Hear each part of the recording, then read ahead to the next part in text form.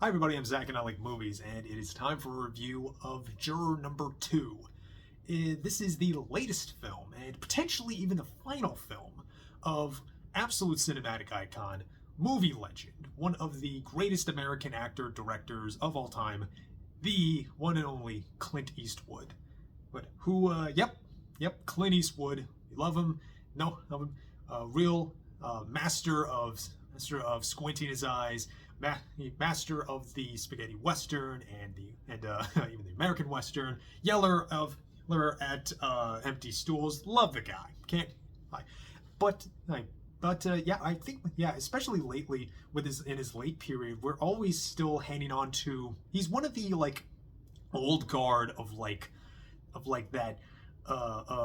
that class, that more like a 70s 60s newer Hollywood era, where we're still really kind of hanging on to every word he says and hanging on to every new release he has, because this guy, he's been in the game for a long time, and we kind of don't want to see him go yet. And we're still kind of impressed by the fact that he's pumping out movies at all when he's 94 years old. I was impressed enough when he made Cry Macho in his 90s, but here he's 94 and still making what is absolutely a really solid, very adult movie. And it's interesting that this movie considered this release schedule. This just came to streaming on Max just yesterday, and considering its initial release, where Warner Brothers decided to give it a limited release of less than 50 theaters. On the one hand, yeah, there's a movie business. It is the movie business on one hand. They initially wanted this to be a direct-to-streaming video, which that's its own thing. If your own problem with that, but to give such a limited release to Clint Eastwood after literal decades. I mean, I'm talking decade after decade of classics of entertainment, of so much goodwill bought within the studio. He has a name, he has a studio lot named after him at Warner Brothers. So the fact that they basically do this to him feels really insulting, frankly, and a really awful, a real bad precedent to set. If studios are treating old guard, they're more respected talent and creatives like this, and it's but even beyond that, whether you saw this in theaters or you just caught it streaming now, Juror number 2 is a very solid, very impressive, and again, a very mature and adult movie. So if you don't remember what this was about, this stars Nicholas Hoult as a guy. He's a writer for a magazine. He has his wife Allison, played by his wife Allison, played by Zoey Deutch. She is very, very pregnant. She is ready to pop any second, and it's going to be a troubled pregnancy. So he's hoping that could get him out of jury duty, but it doesn't. He got picked. He's now the titular second juror, and he's a juror for this high-profile murder case where this guy beat up his girlfriend, and he was arguing with his girlfriend in a bar, and it looked like he followed her on a rainy night and beat her and left her in a ditch. And Toni Collette is playing the prosecutor. She's also looking to be elected the DA. And as the details of the case are laid out, Nicholas Hoult starts to realize, wait a second, I was at that bar that night. I think I saw them argue. Wait a minute. I think I hit a deer that night. Oh, I think I killed her. Oh, so now it becomes this really interesting and really a real moral conundrum for him. So does he does he sort of like come forward and just say, hey, you got the wrong guy, I'm the one that did it, and like let this innocent man go? Or does he just stay quiet? Does he already has his life ahead of him. He has a child on the way, and the more that gets revealed about him, we realize that he's like 4 years sober. He's like still going to AA. He really knows how bad things are, and really knows that there is like a lot of emotional, personal stakes involved, and that's the movie. That's the real like meat of the movie. It's not just a good, solid courtroom drama. It is this like real sort of moral meditation on the sort of like value of the justice system, and our own and guilt, and again our moral and the sort of morality that goes into even people who get selected by these juries. And man, it's a sturdy movie. It's not flashy at all. It's very I say this complimentary. This is an absolute 5-star dad movie. I know my dad, who like loves Perry Mason. He would absolutely dig the hell out of this movie. And it does remind me of like remind me of the time in like the 90s where you had like really good legal movies, be it like A Time to Kill, or of course the classic My Cousin Vinny. It feels like a movie. It feels very classical in how it's like filmed. It's very, again, there's not a lot of flash to it. It's very like, especially Clint Eastwood in his later period recently, where a lot of it is just kind of what you see is what you get. It's very upfront, very matter of fact. But I really love in this movie is that there is just enough ambiguity in certain places to give you reasonable doubt.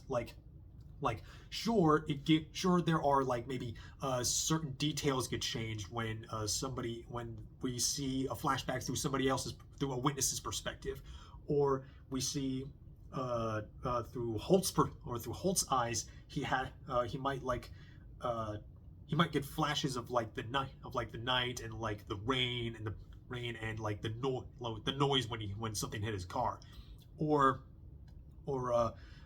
but then like there is still that question. Well, maybe he did just hit a deer and it just ran off. Maybe it was a rainy night. Maybe she did just slip, and there's just enough doubt. And I love that about that.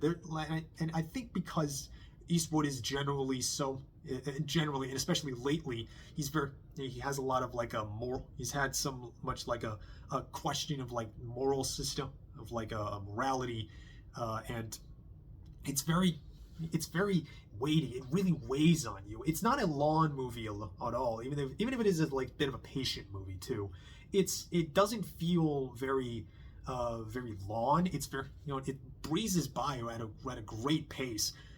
And you also have like these really interesting turns from certain actors. There's a pretty brief role played by Kiefer Sutherland, who plays like a lawyer and like an AA and like a Hoult's AA sponsor. And one of the other jurors is J.K. Simmons. He's really good.